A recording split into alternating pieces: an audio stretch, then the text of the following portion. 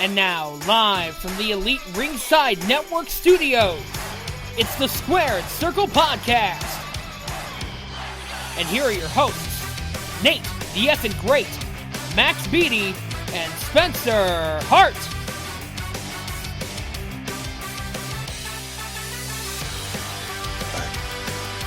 What's going on, guys? It's the Squared Circle Podcast on Spreaker.com, iTunes, Player.fm, PodDirectory.com, Stitcher.com, IWNerd.com, WrestleWorld.uk, and on the Satchel Player for your Android and iPhones, and on CastBox.fm. Whew, we are a bunch of places nowadays, boys. How we doing? I'm doing okay. Sweet. We are just too... I don't want to hear that after Sunday. Salty Spencer. Okay, full disclosure. For those of you who are watching our new group on Facebook, Elite Ringside Network, you saw the aftermath of the Royal Rumble with my decision to kick the crap out of Chris. Not my best decision. No. So there's a reason why. And it really didn't have anything to do with Chris, is Nate went to go give me a stunner, and I Donald Trump sold it. Holy hell, did I suck. But I completely forgot Nate was going to do it.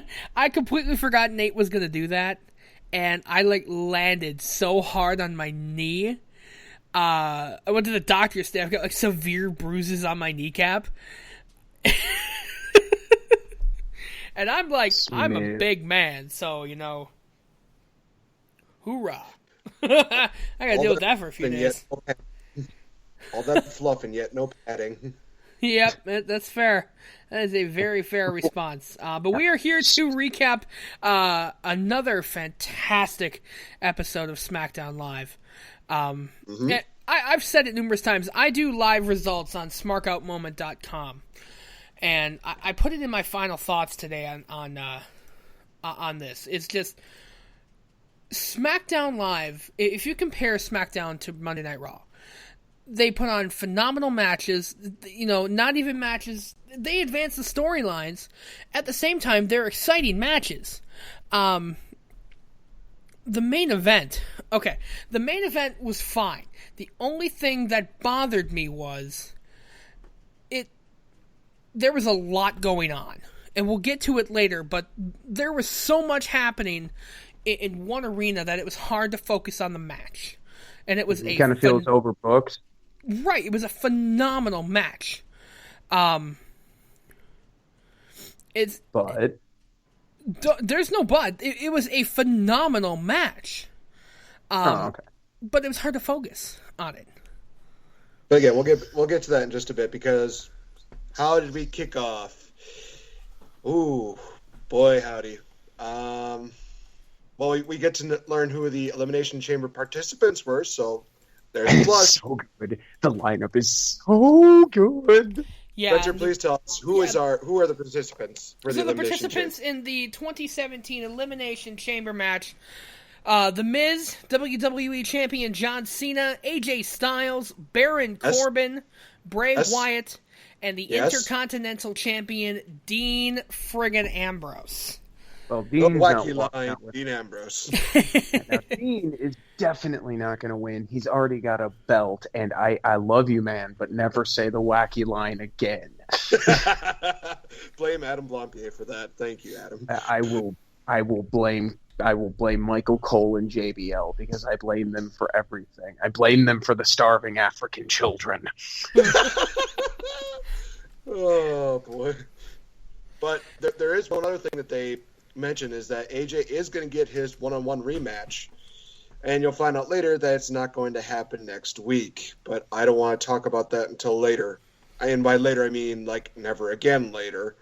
But we did kick off with John Cena coming out, saying he's not about the confetti, it's all about he does his whole champions deal, blah blah blah, champ is here, blah blah blah, do, and brings out Mr. Bray Wyatt and Mr. Randy Orton. Oh, they're on a mission. Men on a mission. Yeah. Two men on a mission. Yeah. Can we rename them Mabel and Mo? Oh, no. Yeah, and it's just... I said it before. SmackDown, they start the show strong and end the show strong. And everything in the middle also is just... I don't know who's in charge of SmackDown now. Is it Road Dogg? Is what I heard. Is it?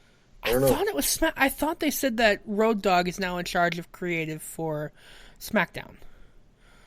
I'll look it up. We'll just keep talking, and I'll look it up. See what's going on with that. Yeah. So we start out with John Cena in the ring, exclaiming, I knew it was coming. The champ is here. The champ is here! And I missed that line. I really did. I don't. I did. And I will punch you. Hey, I just want to say this. I kind of like what they're doing with his character right now. He's basically a John Cena that has realized all the different little things that make him Cena, all the different little things that make him the WWE guy, and has finally stopped resisting and just embraced all of it. Right. Like, that's kind of what I got out of that promo before the Rumble between him and Styles, when he said, I wasn't built for the Indies, I was built for WWE. Yeah. That's not a knock on the Indies. That's basically him saying, I'm not for that. Styles can do that. He can be here in the WWE, but I am built for the WWE. I am built for one purpose, to be here and to win that. And character is really fun. I like him. I'm not going to go out and buy a shirt or anything. I'm not going to suddenly, turn into a huge fan, but they finally did fucking something with him. Yeah. I completely agree. And I'd spoken with Nate on the way home from Royal Rumble on Sunday. Is John Cena's character, it's not so much he is a heel, but that being said, his character really is starting to show that kind of, I want to say, dickness to him.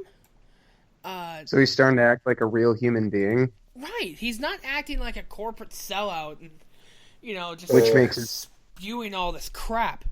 Like, he can be a dick, but it's like they're going to acknowledge it now. And it's like it's supposed to be there instead of it just being generic babyface filler material where all the babyfaces are assholes. Right. And I don't know, I like his new character. I really do. It's not even really new. It's just a progression. Yeah, and to be honest, and I know this is going to make me the odd person out. I know a lot of people, even his biggest detractors to this day, will disagree with this. I never liked him before now. I didn't like him when he was doing, the heel rapper gimmick, the Dr. Thugonomics. I didn't like the Chain Gang Commander. I definitely didn't like, the champ is here in my 8 million neon t-shirts. And I did not like, the face that runs the place. Whatever you want to call this, whatever you want to call this current incarnation, I kind of dig it. Yeah, it is. I don't know. It's something different from the same old spewing crap out of John Cena's mouth. That I think could draw a lot of people back to not being John Cena fans, but not having to immediately vacate their bowels every time they hear him. Now, if they could just do that with Reigns. Oh, God. I lost $30 because of Roman Reigns. I'm pissed. Had The Undertaker lasted one more person... Oh. No, you know what? I gotta say this. Because, honestly, when he came out, that's one of the best and smartest decisions WWE has made in fucking years. They have him come out at number 30, absolutely kneecapping any chance of a surprise entrant, a return, a debut like specifically say Samoa Joe or Nakamura. He comes out, the boos start. Everyone's like, oh, fuck. He then proceeds to eliminate The Undertaker in Texas. In Texas? It'd be like if you eliminated Stone Cold in Texas. That'd be like if you punched Stone Cold's baby in front of him. Wow. Why do they do this? So that no one will bitch about Randy Orton winning the fucking Rumble. It is the smartest goddamn troll move I have ever seen. Fucking kudos. They trolled everyone so they would swallow the Randy Orton pill. Beautiful. Yeah. Works. Yeah, so it did work. During John Cena's promo, the Wyatt family, minus Luke Harper, so it's Bray and Randy come out and start spewing everything's right with the world, John Cena's champion again, and they can sell the same old crap over and over again. And then he reminds, Cena he's going to be locked in the cage in 2 weeks with him or Bray Wyatt, and he's not leaving the cage. There'll be nowhere for him to run. And he says that he'll be leaving the new WWE champion, please. And the world will finally enter the world of the Wyatts. God, just once, make a man happy, please. Well, what's actually interesting about that is you could actually make a storyline off of that where Bray has never lost to Cena when it comes to a caged environment. I mean, the last time they had like some kind of deal was the Extreme Rules match after WrestleMania 30, where Bray Wyatt beat him in a cage. Granted, it was by shenanigans. It was still the little kid coming out. Yeah, the little demon possessed kid. Everybody shut that out, Nate. Thanks. The only thing worse than that was the fucking lantern. Oh, and the Ambrose ghost, yeah. Yeah, the one where Ambrose forgot to unplug a TV. Yeah. And then was distracted by spooky holograms that are obviously holograms. Like, holograms. Shit, that was a hologram. But, continue off what Spencer said. We got Randy Orton and Bray going down to the ring, and then we got the whole, whoa, ah! And here comes Luke Harper, who apparently has turned full babyface. Yay. In theory. So we get a nice little tag team match because Shane O'Mac likes what we love to see. He says, player. Want. So he pulls a Teddy Long, says, I'm going to make a tag team match, except, more white than anything. And during the matchup, I want to get your guys' thoughts on this. The whole deal between Luke Harper and Bray Wyatt. Obviously, Luke Harper has issues with Randy Orton.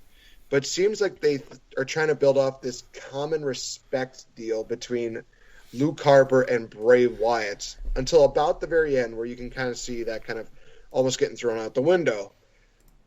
Is that going to play into a factor anytime soon, or is that going to be building some kind of storyline? See, and I don't necessarily think that it's mutual respect. I think it's more of along the lines of, I don't want to say he's like controlling Luke Harper. I think he's in his head. I think that's where they're going with this. It's kind of like when you look back with Bray Wyatt and Xavier Woods. He's kind of got that hold on Luke Harper with him being with him so long that it's like Luke can't bring himself to do it. Right, he can't bring himself to do it. That's what I think is going on. I don't know, Max, what do you think? That's kind of where I'm thinking. I think it's going to stay like that for a while. Like, there are going to be those moments, like at the end of the match, where he just starts to go, fuck it. But it's more out of, the adrenaline and, the anger and whatever that's coming from the match itself. But I think just straight up one-on-one, it's going to be he's got the chair in his hands, he's about to crack him, and he just can't do it. And I think over time, that's going to eventually just go to like a sort of, not really begrudging respect, but more of a, no, I'll fight back, but I won't like seek revenge. And then eventually it would turn into a storyline where it's like, no, I'm done. I'm going after him now, like seeking redemption even. But that's so long term. But in terms of him and Randy Orton, he just wants Randy Orton's fucking balls on a plate. Oh, gee, very graphic. We see the ending happen with Bray Wyatt about to get hit with an attitude adjustment. Randy Orton says, nope, RKO your ass, pin Cena 1, 2, 3. Bray Wyatt and Randy Orton continue to have momentum.